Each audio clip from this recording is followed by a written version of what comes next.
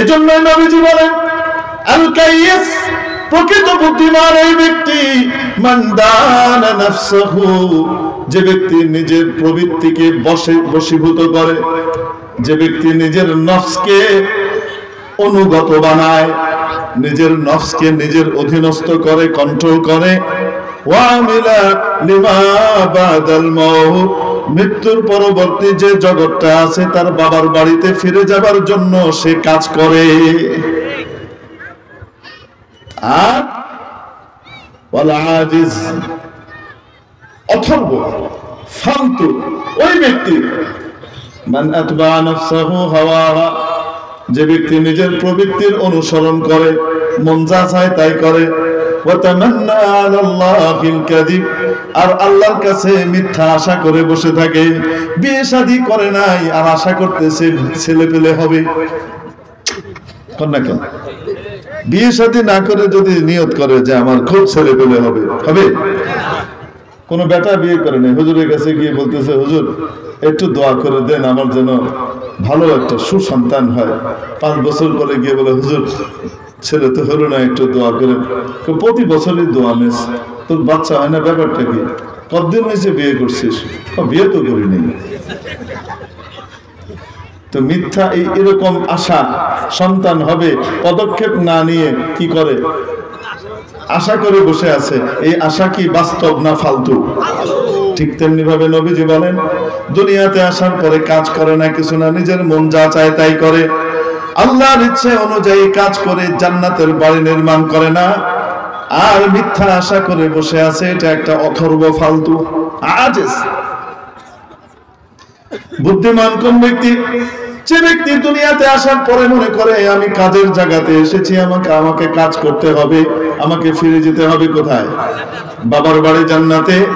সেটাতে যেতে হলে দুনিয়ায় থাকা অবস্থায় হবে না, মৃত্যুর পরে।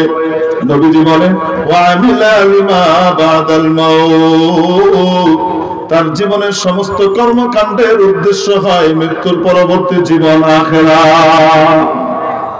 এই ব্যক্তি হলো আসল বুদ্ধিমান। এই ব্যক্তি আসল বুদ্ধিমান। দুনিয়াতে আসার পরে নিজের আসল বাড়ি জান্নাতকে সে ভুলে যায় না।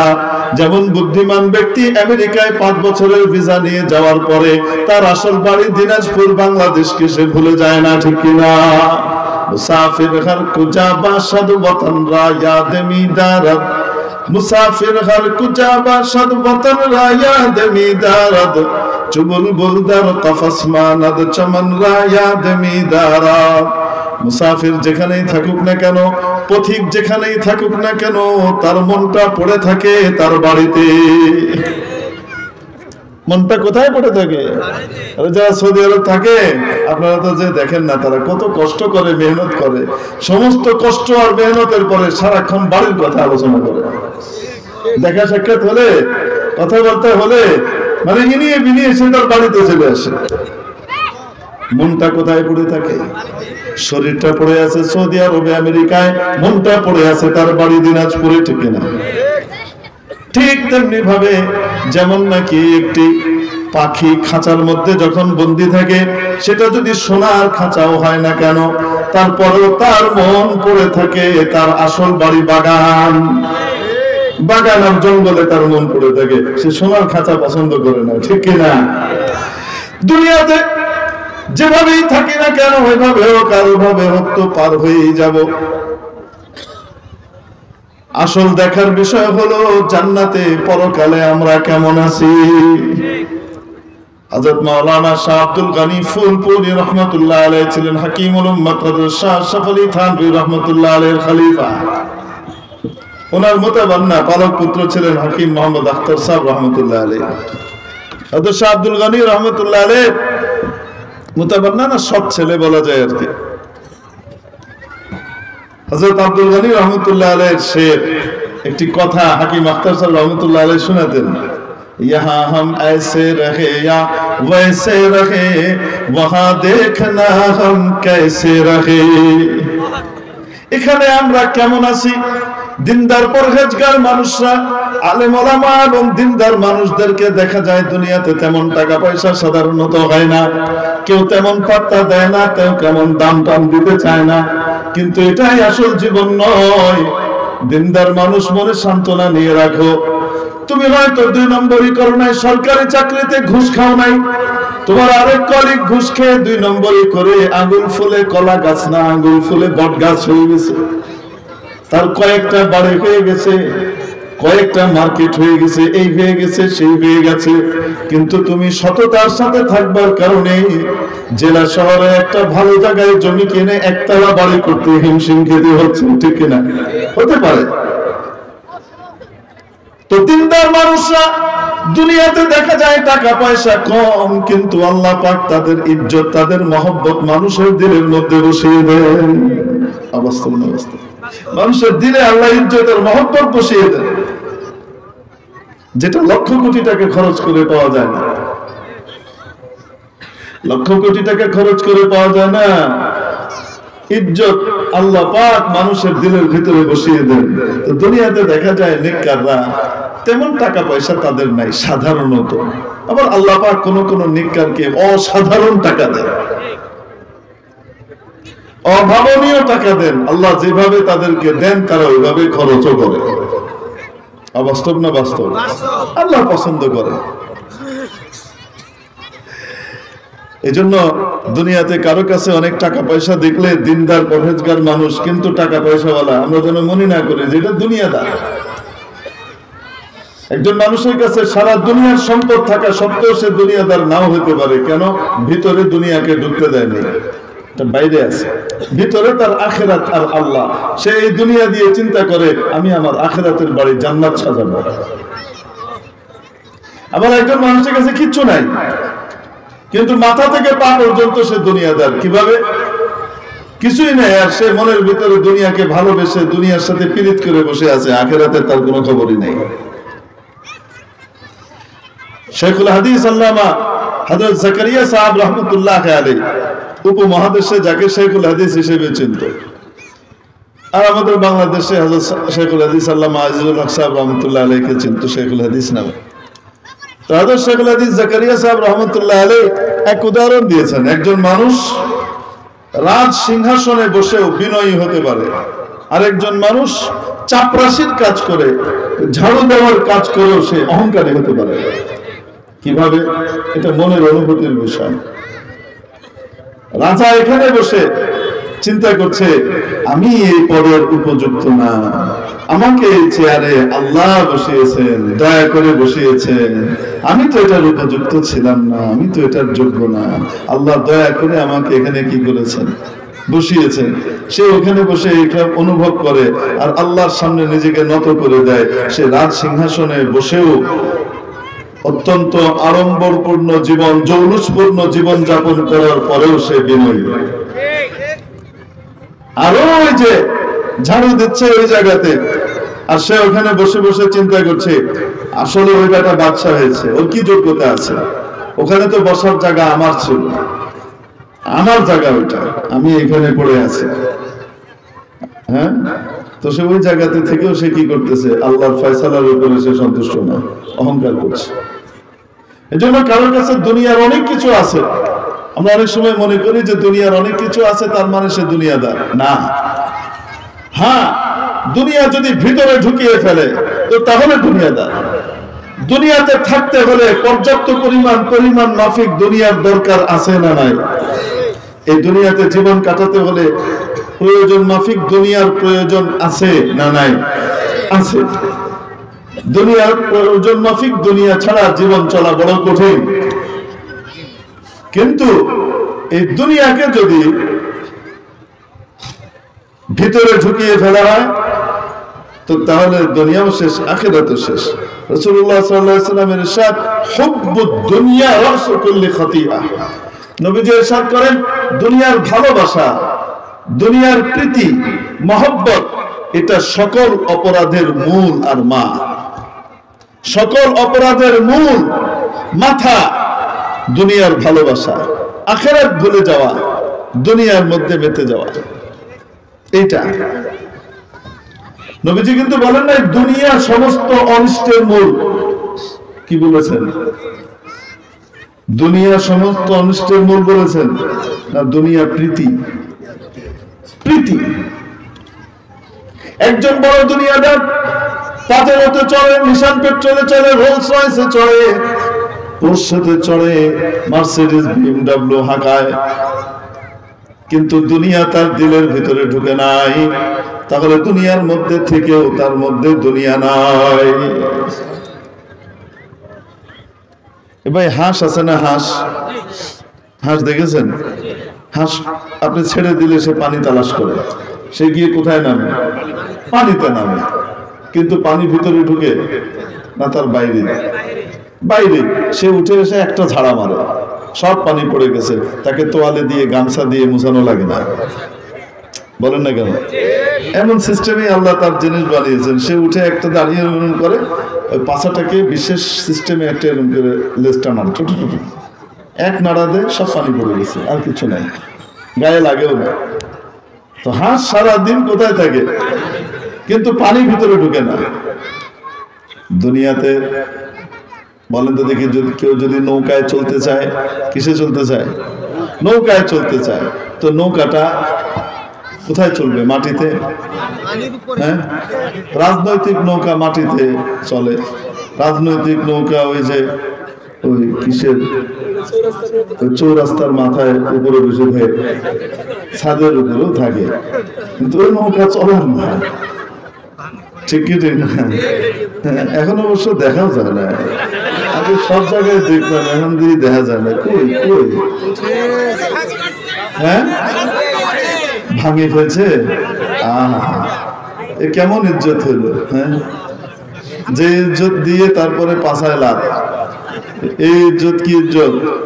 ইজ্জত তো হতো এটা যে দুনিয়া থেকে চলে গেলেও মানুষের চোখ দিয়ে পানি পড়ে, মানুষের দিলের ভিতরে জায়গা হয়ে বসে থাকে, ওইটা ইজ্জত। আল্লাহ পাক আমাদেরকে প্রকৃত ইজ্জত অর্জন করবার তৌফিক দান করেন।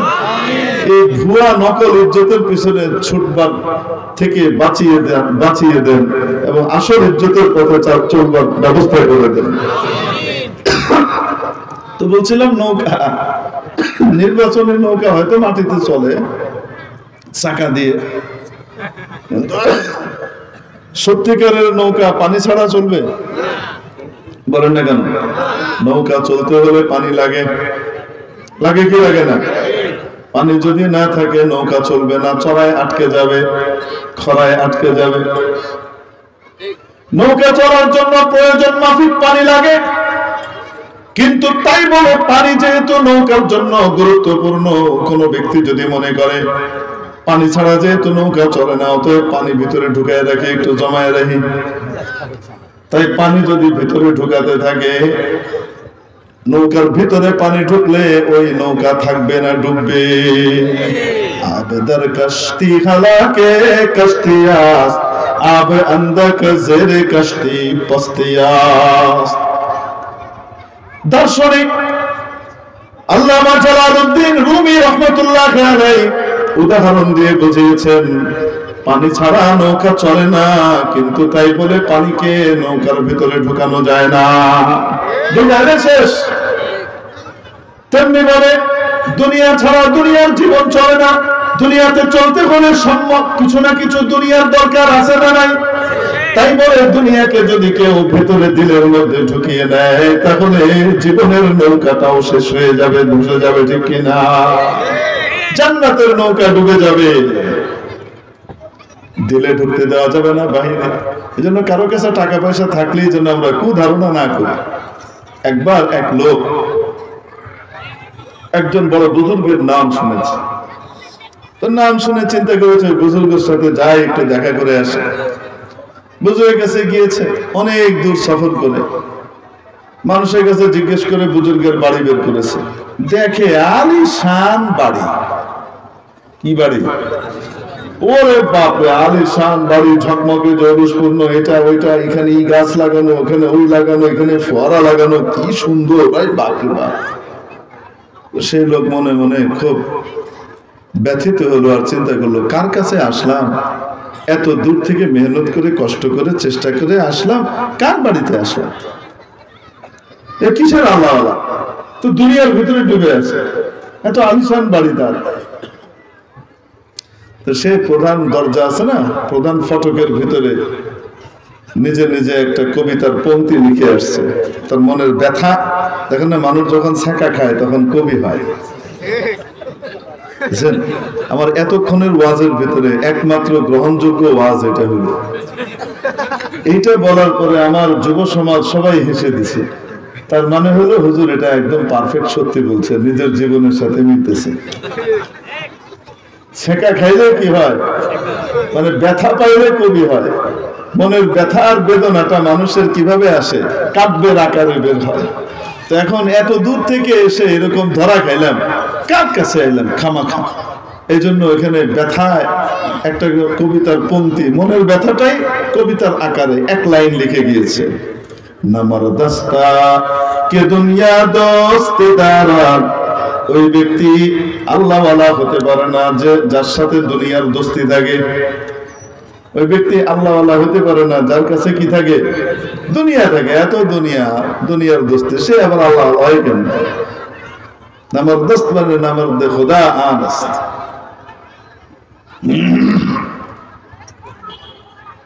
তারপরে সে চলে গিয়েছে। ফিরতি পথে এক জায়গায় হঠাৎ সে ঘুমিয়ে গেছে,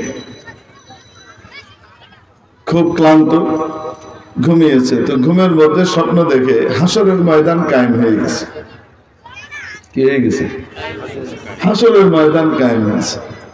এবং হাসরের ময়দানের মধ্যে মানুষ ছুটোছুটি করছে যার যার মতো, এবং তার কিছু নেকির টান পড়ে গেছে। এই নেকির টান পড়ার কারণে এখন সে জাহান্নামে যাওয়ার উপযুক্ত হয়ে গেছে, জান্নাতে যেতে পারছে না। কিছু নেকি তার দরকার। এরকম আরো অনেক লোক যাদের কিছু নেকি দরকার, এদিক ওদিক ছুটে বেড়াচ্ছে, কিন্তু নেকি পাচ্ছে না, কেউ দিচ্ছে না। হঠাৎ একজন খবর দিল, ওইখানে এক লোক দাঁড়িয়ে আছে, সে দান খয়রাতের নেকি বিলি বন্টন করছে। সে কি করছে? দান খয়রাতের নেকি বিলি বন্টন করছে, যেই যায় তাকেই দেয়। দৌড় দিয়ে ওইখানে গেছে। যাওয়ার পরে দেখে যে এক একজন ওনার কাছ থেকে অনেক নেকি টেকি নিয়ে যাচ্ছে, উনি দিচ্ছেন, ঠিক আছে যাও যাও যাও, মানে উনি পার পেয়ে গেছেন, কিন্তু ওনার কাছে এত আছে, উনি এখন অন্যকে কি করছেন, দিচ্ছেন। আচ্ছা ঠিক আছে যাও। এখন এই লোক গিয়ে হাজির হয়েছে, হযরত আমার এই দরকার, নাইলে আমি জাহান্নামে চলে যাচ্ছি। তো উনি দিয়ে দিলেন। দেওয়ার পরে জিজ্ঞেস করে, হুজুর আপনি কি, আপনি সবাইকে দিচ্ছেন? তো উনি বলছেন, তোমার কাজ হয়েছে তো, নাও তোমারটা হয়েছে তো? বলে হ্যাঁ হয়েছে তো। আগর দারাদ বড়ায়ে দোস্তে দারাদ, আমি সেই লোক। তুমি যে লিখে আসছো না আমার বাড়ির দরজায়, সে ব্যক্তি আল্লাহওয়ালা হতে পারে না যার কাছে অনেক দুনিয়া থাকে। মনে রেখো, যদি থাকে তাহলে সেটা নিজের জন্য না, দোস্তদের জন্য রাখা। সেটা আল্লাহর জন্য রাখা। আল্লাহ পাকের জন্য যে দুনিয়া থাকে, সেই দুনিয়া আখিরাতে অ্যাসেট হিসেবে আছে, সেটা আল্লাহওয়ালা হওয়ার বিরোধী নয়। হুজুর আপনি ওই শেখ যার সাথে দেখা করতে গেছিলাম? হ্যাঁ হ্যাঁ। তো এখন শেখ কি উত্তর দিয়েছেন? সে তো অর্ধেক লিখে আসছিল, শেখও অর্ধেক বলছেন। কি বলছেন? সে বলছিল নামার দাস্তা কে দুনিয়া দোস্তে দারাদ। শেখ বলে দিলেন আগার দারাদ পড়ায়ে দোস্তে দারাদ। তার কথাটাকে পুরো করে দিলেন। যদি রাখে তাহলে কার জন্য রাখে? আল্লাহর জন্য দুনিয়া তার কাছে থাকে, আর এটা দিয়ে সে আল্লাহকে খুশি করে, যার দ্বারা আল্লাহর বান্দাদের উপকার হয়।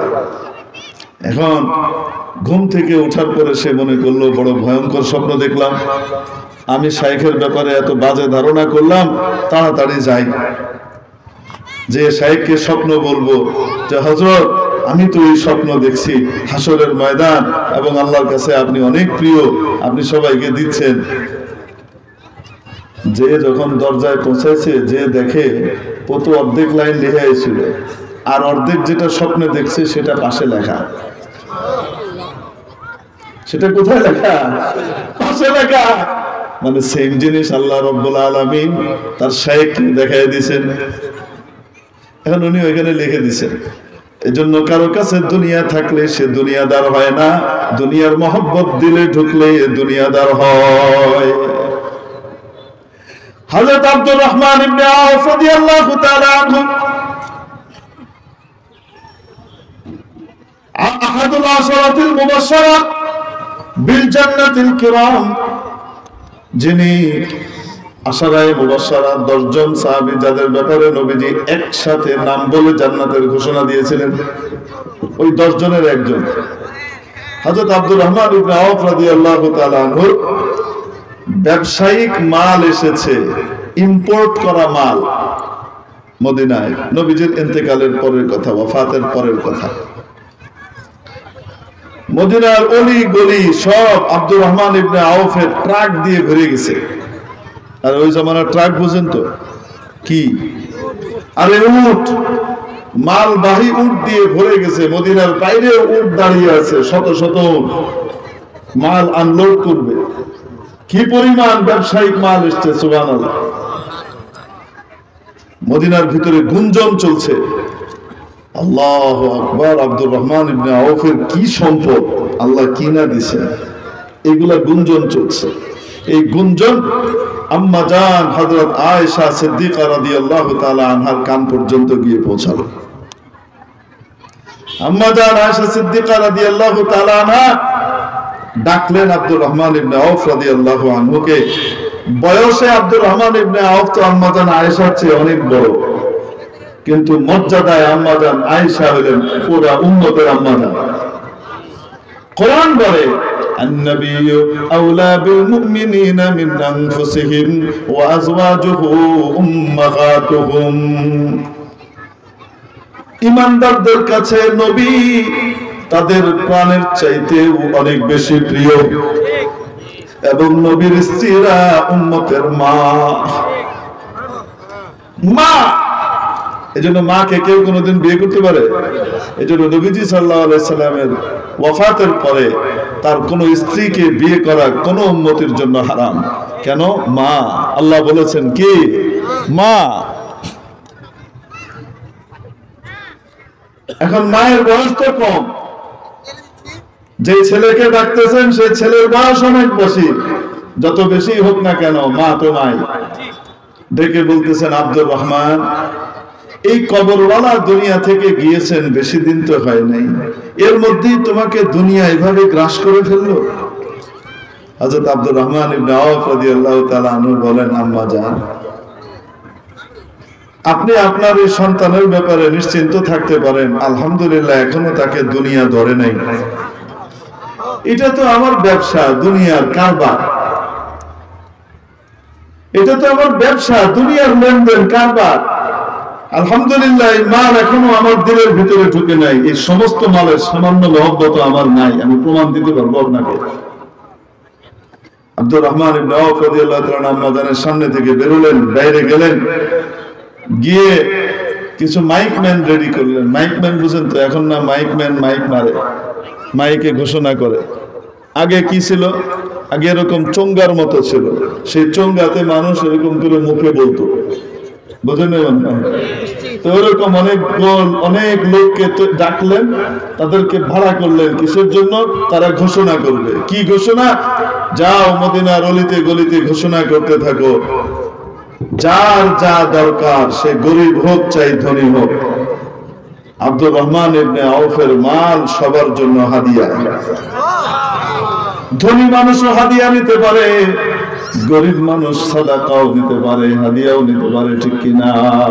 সবার জন্য হাদিয়া, আল্লাহর জন্য সে সবাইকে দিয়ে দিচ্ছে।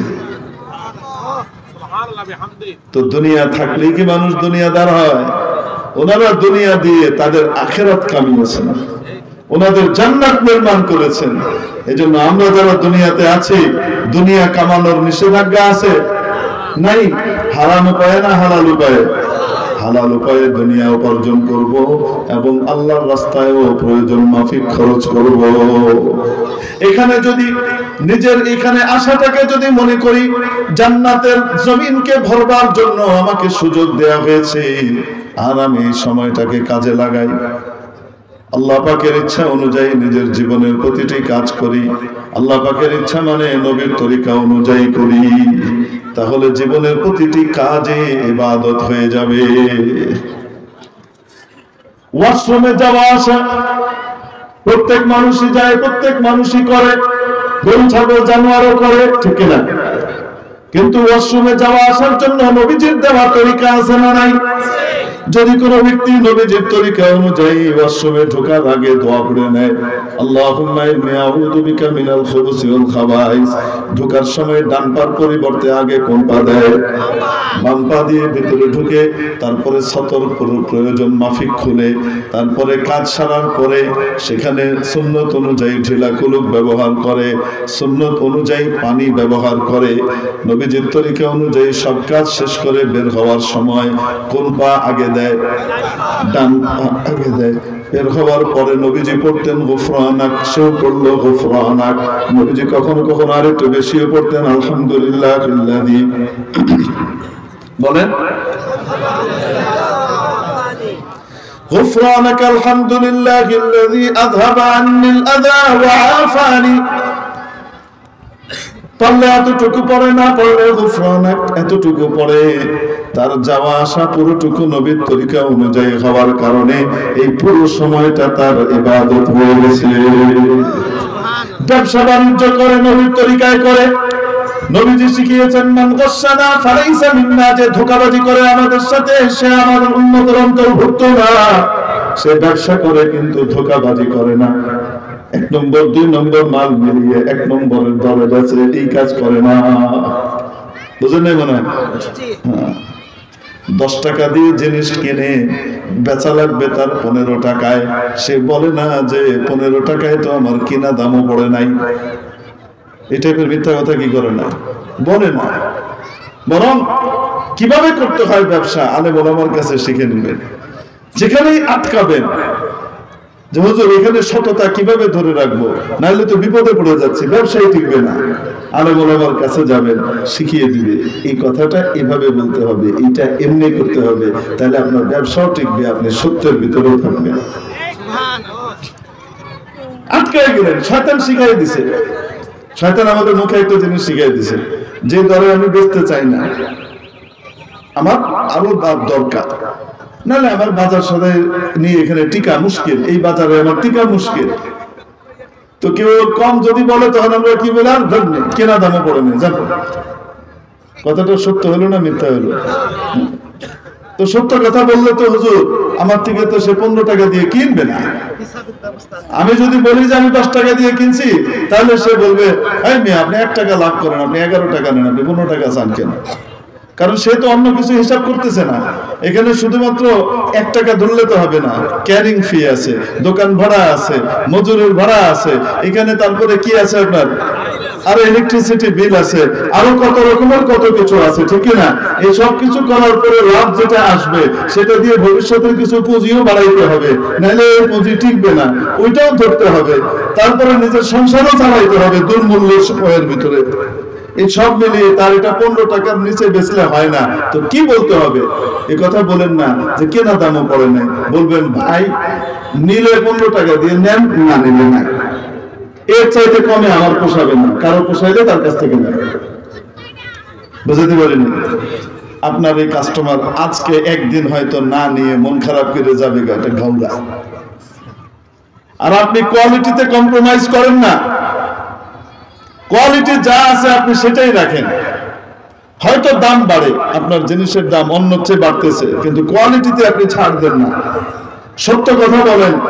যদি 2 নম্বর জিনিস থাকে সেটাও বলে দেন যে এটা 1 নম্বর, এটা 2 নম্বর, এটা নিলে এত টাকা, এটাই আপনাকে 1 নম্বর করে অনেকে বেচবে, আর 1 নম্বরটা নিতে হলে এত টাকা দেওয়া লাগবে। আপনি সত্যি কথা বলে দেন, আপনার কাস্টমার আজকে চলে যাবে, কালকে চলে যাবে, পরশুদিন যে আসবে জীবনে আর কোনোদিন ছুটবে না।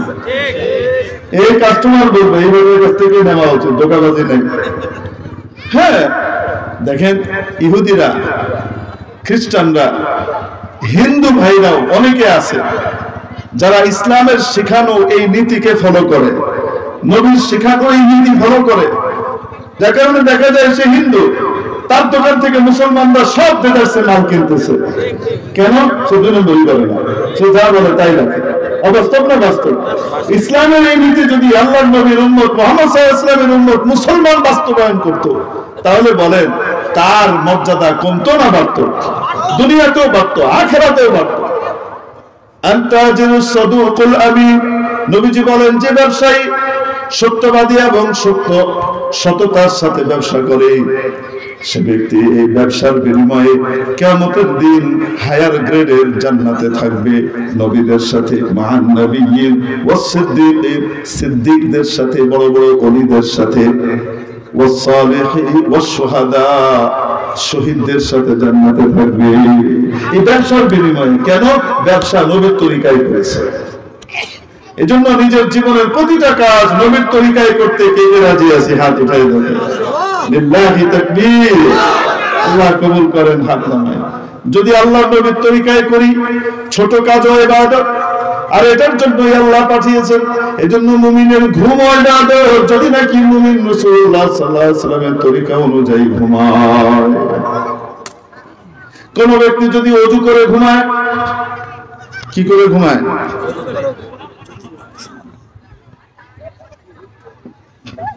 এগুলো আগে বলতে হয়, শেষ মুহূর্তে চলে আসছে। এখন এটা পাঠাচ্ছে, এটা হলো দেখে আমাকে ইয়ে দেন, ওইটা দেন। প্রোগ্রাম কাদের আজকে? এটা জামিয়া সুমাইয়া রাদিয়াল্লাহু তাআলা আনহা বালিকা মাদ্রাসার আলেমাদের বোরকা প্রদান উপলক্ষে। মাশাআল্লাহ, এখানে আলেমাদেরকে বোরকা দেওয়া হবে? আপনি দিবেন তো? ওই যে দুপুরে যেটা দিলাম সেটা? ও, তো এটা বলবেন না, তাহলে তো বয়ানের মওজু হইতো অন্যটা।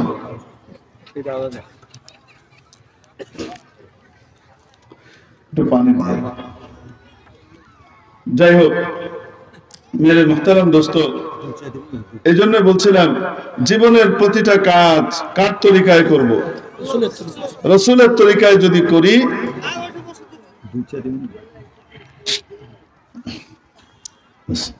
রাসূলের তরিকায় যদি সমস্ত কাজ করি, সমস্ত কাজ ইবাদত।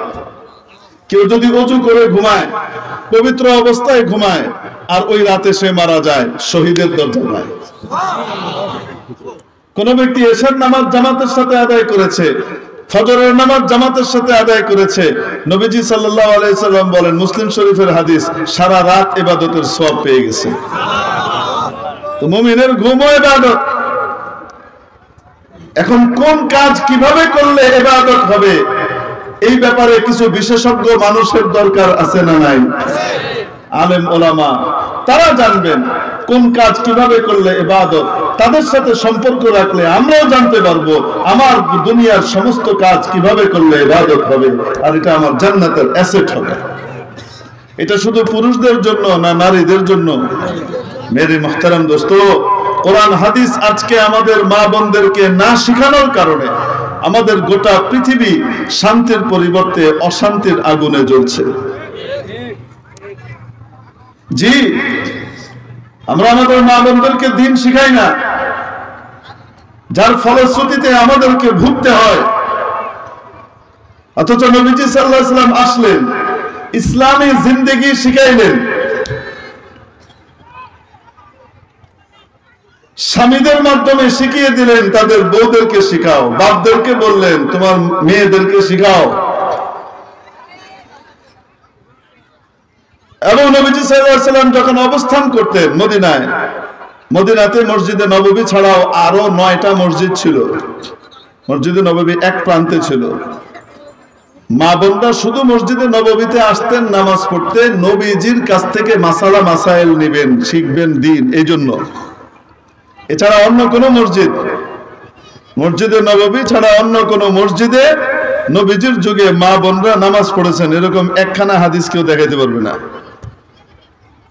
মসজিদে নববীতে আসতেন কেন? দ্বীন শিখার জন্য। দ্বীন শিখিয়ে দিতেন ওনাকে রাসূল সাল্লাল্লাহু আলাইহি ওয়াসাল্লাম। কেন? কিয়ামত পর্যন্ত সমস্ত নারী কুলের মাসআলা মাসাইল সাহাবীদের কাছ থেকেই তো মানুষ শিখবে। আর সাহাবীদেরকে নবীজি শিখাবেন কতদিন? আল্লাহ তো জানেন মাত্র 10 বছর দিয়েছেন, মদিনাতে মাত্র 10 বছর, তারপরে তো আল্লাহ নিয়ে যাবে। এই অল্প সময়ের ভিতরে এই দিন শিখাইতে হবে। পুরুষরা তো দিন শিখতেছে, মা বোনদেরকেও দিন শিখিয়েছেন। ফলশ্রুতিতে কি হয়েছে জানেন? তাদের এক একজন গৃহিণী এমন হইতেন, তাদের এক একজন স্ত্রী এমন হইতেন যে স্ত্রীর দিকে তাকালে তার আচরণে স্বামীর দিল খুশিতে বাগবাগ হয়ে যেত। সারা দুনিয়ার পেরেশানি মাথায় করে নিয়ে আসতেন, বাড়িতে ঢুকার সাথে সাথে তার সমস্ত পেরেশানি দূর হয়ে যেত। আর আমরা আমাদের মা বোনদেরকে দিন না শেখানোর কারণে, ইসলাম না শেখানোর কারণে, ইসলামের মৌলিক ফান্ডামেন্টাল তালিম গুলো না দেওয়ার কারণে ফলাফল কি হয়? বাইরে মাথা যতটুকু গরম থাকে, ঘরে ঢোকার সাথে সাথে এটা 50 থেকে 100-এ চলে যায়। কেন? ঢোকার সাথে সাথে দরজাটা খুলে দাঁড়ান, লবণ নাই। কতদিন থেকে বলি লবণ নাই? এক ফকিরের বাচ্চার সাথে বিয়ে হয়েছে আমার, লবণ নাই, লবণ আনে না। একটা লবণ খাওয়াইতে পারে না, বড় বড় কথা বলে। সে বেচারা মাত্র 1.5-2 ঘন্টা ধরে ঘাম জড়ায় এসে ঢুকছে, তারে লবণ দিয়ে সাইজ করে দিছে। বলেন না কেন? আল্লাহু আকবার। অথচ যদি আমরা ইসলাম শিখাইতাম আমাদের মা বোনদেরকে, তাদের চেয়ে সেরা মানুষ পৃথিবীতে আর হতো না। এজন্য আল্লাহ তাআলা কোরআন শরীফে পুরুষ নারী সামষ্টিকভাবে যখন নাকি উদাহরণ দিয়েছেন ভালো মানুষের, তো উদাহরণ দিয়েছেন নারী দিয়ে। আর নারী পুরুষ সামগ্রিকভাবে যদি নাকি উদাহরণ দিয়েছেন খারাপ মানুষের, তো তাও উদাহরণ দিয়েছেন নারী দিয়ে। কেন? নারী যদি নষ্ট হয়, একা নষ্ট হয় না, তার স্বামীকে, তার বাবাকে, তার ভাইকে, তার বাচ্চাদেরকে সবাইকে নষ্ট করে ছাড়ে। আর নারী যদি নেককার পরহেজগার দিনদার হয়, সে একা দিনদার হয় না, তাকে আল্লাহ তাআলা এমন এক প্রভাব দান করেছেন যে সে তার এই মায়া মহব্বত ভালোবাসা এবং প্রভাব দিয়ে তার সন্তানদেরকে দিনদার বানায়, জান্নাতি বানায়, তার স্বামীকে জাহান্নামী থেকে জান্নাতি বানায়, তার বাবা মাকে জান্নাতি বানায়, তার ফ্যামিলিকে জান্নাতি বানিয়ে ফেলে। বাস্তব। হ্যাঁ, যত বড় বড় দুনিয়ার যত বড় বড় পালোয়ানি হোক না কেন, এক জায়গায় গিয়ে ধরা। কার কাছে? হোম মিনিস্টারের কাছে। এক ছবি একজন দিছে, সেটার ভিতরে লেখা কি? কিছু করার নাই, চুপচাপ বসেন, ট্রেন ছুটলে ছুটবে, কিছু করার নেই। তার ভিতরে লেখা কি? লেখা হলো যে সিংহী গর্জন করতেছে আর সিংহ চুপ করে কি করে আসছে। এবং ওখানে আরবিতে লিখছে যে বাঘ তার স্ত্রী ছাড়া পৃথিবীর আর কাউকে ভয় পায় না। সিংহ তার স্ত্রী ছাড়া আর কাউকে কি করে না? ভয় পায় না। অতএব তুমি তোমার স্ত্রীকে ভয় করে সিংহের খাতায় নাম লেখাও। বুঝতে পারছেন? যেখানে যেটাই বলেন, বেগম সাহেবের কাছে সবাই নরম হতে বাধ্য, কারণ গরম হইলে বিপদ, পোলাবেন মাইর খাবে। সে গরম হইলে আমারও কিছু বলতে পারবে না, কারো পিটাবে, বাচ্চারও পিটাবে, থাপড় মারবে। বুঝলেন? মনে হয় গরম অন্য দিকে যাবে। আল্লাহ পাক উদাহরণ দিয়েছেন, দরাবাল্লাহু মাসালান লিল্লাযিনা কাফারু ইমরাআতা নূহ ওয়া ইমরাআতা লূত। আল্লাহ পাক উদাহরণ দিচ্ছেন, নিজেই বলছেন আল্লাহ উদাহরণ দিচ্ছেন। ঈমানদারদের উদাহরণ, কাফেরদের উদাহরণ যদি দেখতে চাও তাহলে লূতের স্ত্রী এবং নূহের স্ত্রীকে দেখো, এরা কাফের ছিল। নারী পুরুষ নির্বিশেষে কাফেরের উদাহরণ দিচ্ছেন। হযরত লূত আলাইহিস সালাম আর নূহ আলাইহিস সালামের স্ত্রীকে দিয়ে দিচ্ছেন। وضرب الله مثلا للذين آمنوا امرأة فرعون। আর ঈমানদারের উদাহরণ চাও তো তাহলে দেখো ফিরআউনের স্ত্রীকে দেখো। নারী পুরুষ নির্বিশেষে সকলের ভিতরে ঈমানদার দেখতে চাও, ফিরআউনের স্ত্রীকে দেখো। সুবহানাল্লাহ। ট্রেন কি সময়ে আছে না লেট আছে একটু?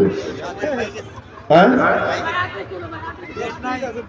লেট নাই। আচ্ছা ঠিক আছে, যাই হোক, তাহলে আমাদের মা বোনদেরকে দিন শেখানোর দরকার আছে না নাই? মনে রাখবেন, 10 জন ছেলেকে আলেম বানাইতে যে টাকা লাগে, 10 জন ছেলেকে আলেম বানাইলে যে সওয়াব, একজন মেয়েকে দিনদার পরহেজগার হাফেজা আলেমা বানানোর সওয়াব তার চেয়ে বেশি। কারণ এক মা দিনদার তো গোটা সমাজ দিনদার, ঠিক কি ঠিক না? একটা উদাহরণ, হাদিসের এক ঘটনা শোনাই আপনাদেরকে। হযরত আনাস রাদিয়াল্লাহু তাআলা আনহুর আম্মা, ওনার আব্বা ইন্তেকালের পরে নবীজির পরামর্শে বিয়ে করলেন হযরত আবু তালহা আনসারী রাদিয়াল্লাহু তাআলা আনহুর সাথে। হযরত আবু তালহার একটা ছেলে হলো হযরত আনাস রাদিয়াল্লাহু তাআলা আনহুর আম্মার পিতা, মানে আনাস রাদিয়াল্লাহু তাআলা আনহুর সৎ ভাই, বৈপিত্রিক ভাই, অসুস্থ। ছেলেটা কি অসুস্থ। সন্ধ্যার সময় এদিকে ঘটনা যা ঘটলো, সন্ধ্যার আগেই ছেলেটা মারা গেল। মারা যাওয়ার পরে হযরত আনাসের মা নিজের সন্তানকে সুন্দর করে গোসল দিয়ে কাফন পরিয়ে পাশের ঘরে সুন্দর করে রেখে দিয়েছে। রাতে স্বামী এসছে বাড়িতে, ক্লান্ত শ্রান্ত, এসে জিজ্ঞেস করেছে, বাবু কেমন আছে? আলহামদুলিল্লাহ খুব ভালো আছে, একেবারে শান্ত হয়ে গেছে। তুমি মনে করছেন সুস্থ হয়ে গেছে, এজন্য উনি খুব ইতমিনানের সাথে গোসল টোসল করে ঘুমাইতে গেছেন। আবার ওই দিন স্বামী আসার আগে উম্মে সুলাইম রাদিয়াল্লাহু তাআলা আনহা, মানে আনাস রাদিয়াল্লাহু তাআলার আম্মা, উনি গোসল করে সেজে আলাদা সাজ দিয়েছেন সুন্দর করে, এবং স্বামীর সাথে খাওয়া দাওয়া করে রাতে ঘুমিয়েছেন। ঘুমের মধ্যে যখন একটু ঘুম ভেঙেছে, তাদের ওই রাত্রে আবার সুন্দর মিলনও হয়েছে। ফজরের নামাজের আগে যখন তাহাজ্জুদের সময় উঠে হযরত আবু তালহা মসজিদে যাবেন, তখন বলতেছেন, আচ্ছা আমার একটা মাসালা জানা দরকার। কি মাসালা? কেউ যদি কারো কাছে কোনো আমানত রাখে, তো তাহলে আর সে আমানতটা সে ফিরিয়ে নিতে চায়, তাহলে তার কি করা উচিত? হযরত আবু তালহা বললেন, ফিরিয়ে দেওয়া উচিত। উনি বললেন, ফিরিয়ে যদি সে নিয়ে যায় তাহলে তার কি দুঃখ পাওয়া উচিত না? কেন ফিরিয়ে নিয়ে গেল? কি আশ্চর্য কথা বলো, দুঃখ পাবে কেন? ও আচ্ছা ঠিক আছে, শুনেন, আল্লাহ পাক আমাকে আপনাকে একটা আমানত দিয়েছিলেন, সে আমানতকে আল্লাহ পাক গত সন্ধ্যার সময় নিয়ে গেছেন। গত রাত্রে তাকে নিয়ে গেছেন, তার লাশ সুন্দর করে গোসল দিয়ে কাফন করিয়ে পাশের ঘরে রাখা আছে, নবীজির কাছে নিয়ে যান, জানাজা পড়িয়ে দাফন করে দেন। হযরত আবু তালহার এত কষ্ট লাগলো, তুমি এই কথাটা আমার কাছে গোপন করলা কেন? তুমি বললা না? উনি বলছেন, দেখেন, আপনাকে বলতাম, কিন্তু আপনি যে পরিমাণ ক্লান্ত শ্রান্ত ছিলেন, এই সময় আপনার ঘুম খুব দরকার, ছেলে তো আর ফিরে আসবে না। আমি যদি আপনাকে বলতাম, আপনার সারা রাত ঘুম হতো না, কষ্ট, বাচ্চার কষ্ট তো আছে, এই জন্য আমি আপনাকে বলি নাই। এখন আলহামদুলিল্লাহ রেডি, আপনি নিয়ে যান, এবং আপনার মনের শান্তির জন্য যা করা দরকার সেটা আমি করেছি। রাসূলুল্লাহ সাল্লাল্লাহু আলাইহি সাল্লাম এই ঘটনা শুনে